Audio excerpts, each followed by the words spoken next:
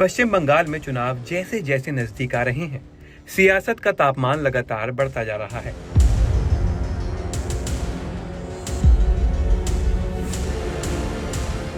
और अब ये लड़ाई सिर्फ वोटों की नहीं, बल्कि भरोसा, पहचान और नियंत्रण की भी बनती जा रही है। एक तरफ है ममता बनर्जी, जो हर रैली में पहले से ज्यादा आक्रामक नजर आ रही हैं, तो दूसरी तरफ भारतीय जनता पार्टी, जो इस बार बंगाल में अपनी अब तक की सबसे मजबूत चुनौती पेश कर रही है। इस पूरे राजनीतिक संघर्ष के बीच इलेक्शन कमीशन ऑफ इंडिया भी विवादों के केंद्र में आ गया है। विवाद की चिंगारी बनी एक छोटी लेकिन अहम मीटिंग, जो सिर्फ 7 मिनट चली। टीएमसी का प्रतिनिधिमंडल मुख्य चुनाव आयुक्त ज्ञानेश कुमार से मिलने पहुंचा था। मुद्दा था करीब 90 लाख वोटरों के नाम मतदाता सूची से हटाए जाने का।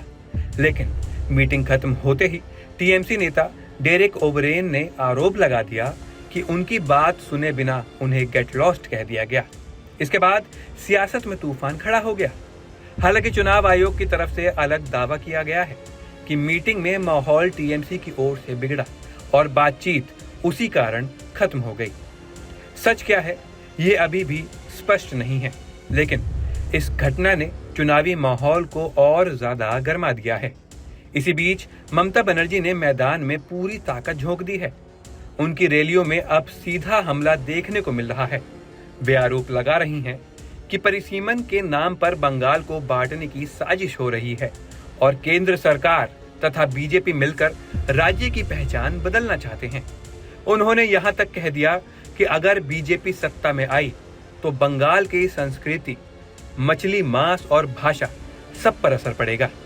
ये बयान सिर्फ राजनीतिक हमला नहीं, बल्कि भावनात्मक अपील भी है, जो सीधे मतदाताओं के दिल को छूने की कोशिश करता है। लेकिन दूसरी तरफ जमीन पर भारतीय जनता पार्टी की सक्रियता भी लगातार बढ़ रही है।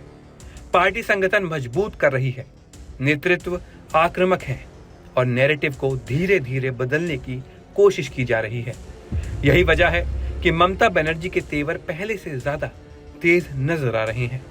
बंगाल का चुनाव अब एक हाई वोल्टेज मुकाबला बन चुका है, जहां हर बयान, हर आरोप और हर रणनीति का सीधा असर वोट पर पड़ सकता है। अब देखना यही है कि ममता का आक्रामक रुख उनकी पकड़ को और मजबूत करता है, या बीजेपी की बढ़ती पकड़ बंगाल की राजनीति में बड़ा बदलाव लेकर आती है।